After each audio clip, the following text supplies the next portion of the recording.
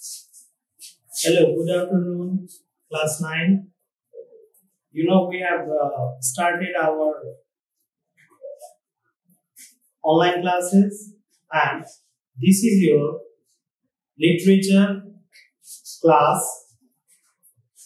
of English. In our previous class, we have discussed about 4 main entities. Little bit I told you about the 4 entities, that is reading, writing, speaking and listening. All these 4 entities are the basics of your English course for class 9 and 12. You are focusing upon the SEE examinations because syllabus of class 9 and 10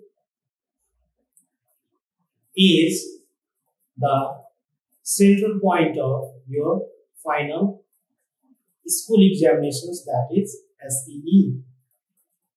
And in this regard, we have divided our course in grammatical section and literature section.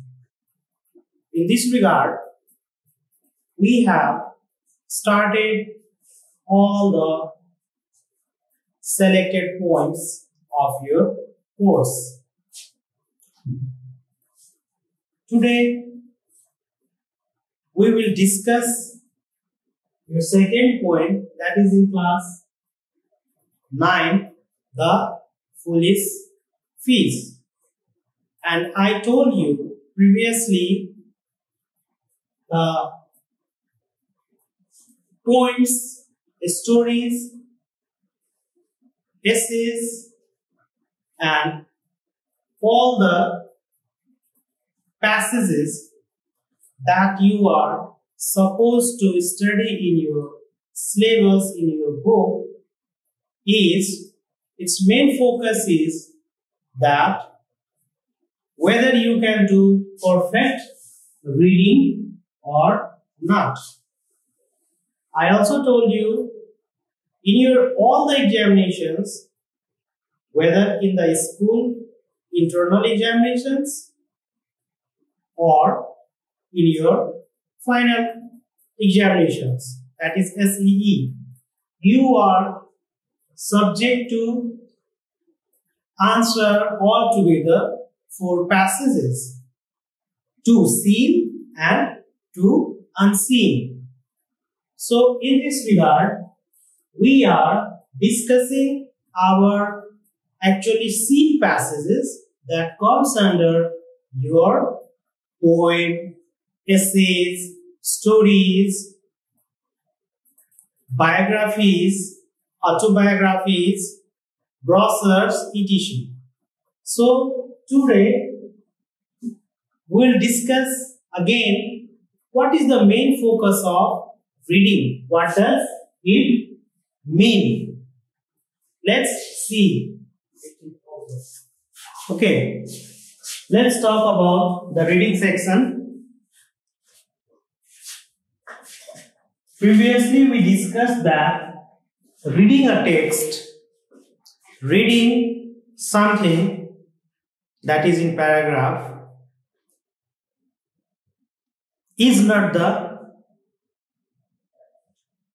perfect reading that we do like newspaper reading, or you read a story, you read a novel for just enjoyment. That is not the perfect reading. Reading here actually means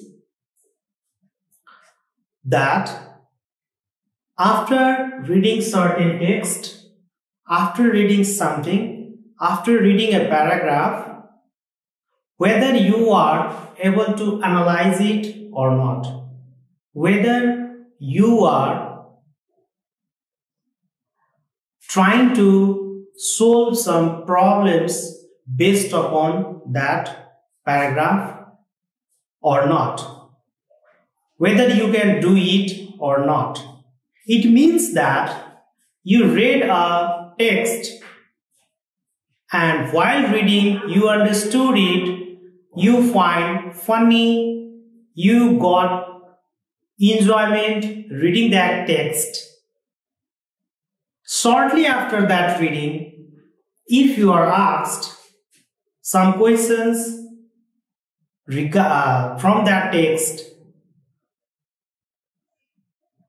and at that time you are judged whether you are doing that questions correctly or not. So here your reading in this syllabus of what you are doing in this level is that reading the text the syllabus wants you to do. You are given questions, you are given exercises on the basis of that text, that reading, and you are supposed to answer those questions, those exercises. That level of reading is supposed to be done by you in this level. So we are practicing that reading, writing, speaking and listening. I told you previously, whether you will do any of the text, that is poem, story, essays, biographies, tales, you are doing nothing but reading. And reading is all about analyzing the text. After reading that text, students are subject to answer the questions on the basis of that text. They must be able to find out true and falses. They are supposed to do some tricky questions on the basis of that text. Eventually, you are not asked grammatical exercises exactly based on that text. That is the different section. So your second poem, The Foolish Fish, is your scene passage actually for your examination point of view. It can be asked as your scene passages. So let's see what the poem Foolish Fish is all about, and then we will analyze it. We will do some of the questions based upon that poem. Let's see your poem. I hope all of you have books. If you have, please take it and see all the stanzas. I am going to read it. The Foolish Fish. Dear mother, said a little fish, is that a worm I see? I am very hungry and I wish you'd get the worm for me. It's an imaginary poem, you know. We previously discussed about the fictional imaginary things as well. So it's an imaginary nature poem, and in this imaginary nature poem, a baby fish is asking her mother fish that what am I seeing there is a worm. Mommy, is that a worm? Mother, I am hungry. I am feeling hungry, and I hope that you would get me that worm for me. Exactly, the worm is a tasty food for the fish. So this is a poem that is in question and answer form. Again, see what the mother fish says. Sweet innocent mother cried and started from her nook. The movement of the fish in the water is like this. They can swim very fast from this corner to that corner. Nook and corner. The word nook. Nook and corner. Kuna kapcha. Okay. It's a phrase also. Nook and corner. That nook has been used in your poem and started from her nook. The worm you see is there to hide the sharpness of hook. You might have done fishing.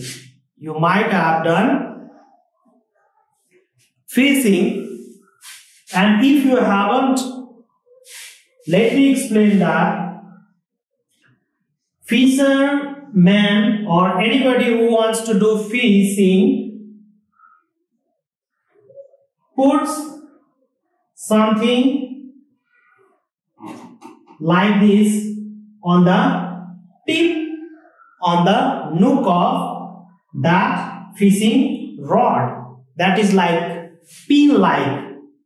That is pin-like.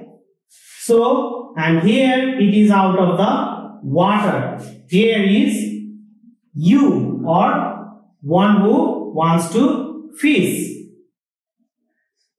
And this is what is inside the water for the fishes, so that they can be lured. Here you put something that can be tasty for fish, worm or some eatable things for fish, and you put it inside the water so that fish can have it. So that fish can have it. So this is seen by whom? That baby, a small fish, and it is luring upon that eatable thing. It is actually worm. So some people, someone is trying to catch it. Someone is trying to lure the fish with that false thing. So that is the warning of mother fish that no baby eats the luring things. It is a hook that can catch you and take out of the water. It's a danger. Do not get confused. Do not go near. Let's see. The sharpness of hook. As I have heard, the little trout was young and foolish too. Now, this baby fish is alarmed, is warned. By whom? By the mother fish. That I will tell you a thing, a history, a story, that the trout, T-R-O-U-T, trout. Trout is a kind of fish. Kind of fish. It's a kind of fish. So, the big fish, the mother fish, is warning her baby fish that it was a trout that was caught by this sharpness that hooks you inside your skin. Let's see what is the further saying. Yes, as I have heard, the little trout was young and foolish too, and presently he ventured out to learn what might be true. Around about world he played with many longing look, and dear me to himself he said, I'm sure there is no hope. I think I will give one little bite. Oh my God. So this little fish is insisting her mother, it is not listening her that the danger is nearer. Her mother is warning her time and again that is not word. Actually, inside that word there is a serpent hook that will catch you and that will pierce you inside your fins, inside your mouth, inside your gills, and take out of the water. You will be killed. So don't try to be foolish. Don't try to be foolish. Don't get lured by that hook. At the inside that word, there is a hook that is very sharp, and it will take you out of the water. It will pierce your gills. But the foolish small fish is not ready to accept her mother's advice. She is insisting that no, it can't be that. It looks very tasty. I will have one bite. I will check whether it is something like worm or anything else. I will have a bite. So this foolishness is being shown by the small fish.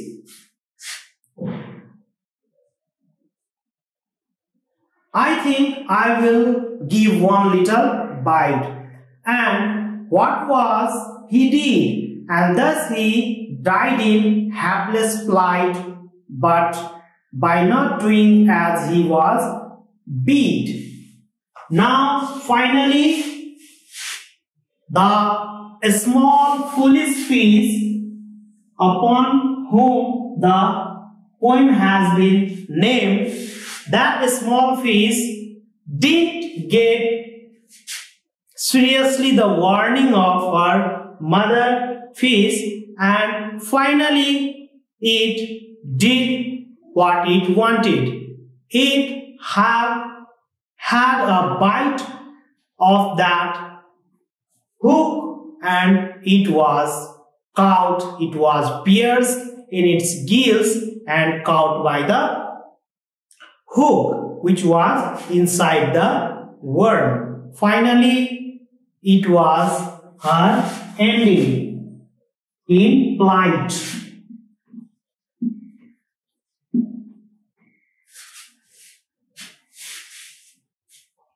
दुखद के भयो त अन्त भयो त्यसको त्यसले के गर्यो बल्छीमा त्यो फस्यो भन्न खोजेको के गरेन आफ्नो मदरको चाहिँ जुन वार्निङ थियो डेन्जरको त्यो त्यसले एक्सेप्ट नगरिकन फाइनली के भयो मर्यो दुखद अन्त भयो डाइड इन प्लाइट ह्यापलेस प्लाइट भनेको छ सो this is a very short and sweet poem by Anne and Jane Taylor, and it is just a poem that is the passage for you. It is a scene passage for you. You have few words inside that poem. Most often you are asked synonym and antonym from each of the passages. So if you do reading of any of the text, firstly you are supposed to pick out the words, the difficult words that you find in your text.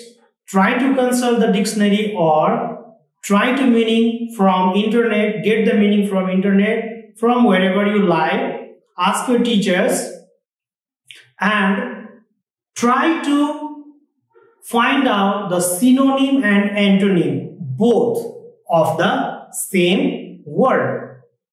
That will help you to be strong in understanding the text and very importantly doing the passages, focusing upon your examinations. So, and next is thing is asked, that is the similar meaning. That is totally what you call synonym. So pick out the difficult words from that text that you study and then try to find the antonyms, try to find the synonyms of the same words. That will be a very beneficial task for you. Now we will see what is the exercise given based upon this poem. Enrich your vocabulary. The meanings of the words in the poem are given below. Find the words and fill the crosswords puzzle. Sowing the want for something much. A common phrase, water fish, dare, conceal. Having little experience of the world, unfortunate. So there are altogether 4 in down and 2 in across. You will have to find out the words that is inside your poem, inside your text. It's very easy, and if you will go through the poem, you will find that words, because it's a very common thing that you have just read. A common phrase, water fish. 5, which in the puzzle 5, you have to find out a word that is named for a fish. Do you remember I talked about a kind of fish? Yes, of course, that is trout. T-R-O-U-T, trout. Likewise, practice yourself at home all these words, try to find it out, and then we'll discuss in our live classes as well. Now see, read the poem again and answer the questions. What does the baby fish want the mother fish to do? What does the baby fish want the mother fish to do? Do you remember? I just discussed what was the demand of the baby fish. What was she trying to catch? She was trying to do. What does the baby fish want the mother fish to do? What was the expectation of baby fish from her mother fish? She was asking her mother fish to get that worm that was hanging inside the unseen hook, of which the baby fish was not aware that it was the danger. So she wanted her mother fish to catch, to give that worm, to take that worm for her. Next, why does the baby fish want to get the worm? She liked it. She was actually the worm was tasty food for fish. She was longing for that word. She liked it. That's why. Does the mother fish get the worm for her young one? Why? Why not? Did she get it for the baby fish, mother fish? No, she warned the baby fish that do not get lured, do not get attracted. That is not a edible thing. That is a trap for you. You will be trapped. You will be pierced inside your gills and will be killed, will be taken out of the water. So do not get entrapped. Do not become foolish. Be wise. Be attentive. So what did the mother fish did? What the mother fish did? She just warned and did not give her that word. She was actually warning not to go near that hook.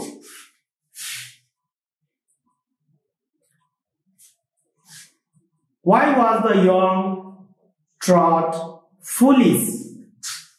Exactly, the young trout was foolish because she finally did what she was not supposed to do and got killed. She was lured. She was entrapped by that hook upon which a worm was kept, and inside that cover of the worm was a very sharpened hook to catch it out. She finally got lured, entrapped by that hook and was caught by the hook. She was killed in a very helpless plight. So that was the foolishness of the baby fish. What lesson does the poem teach us? What was the lesson? What do you think? Okay, this is a question that is for you.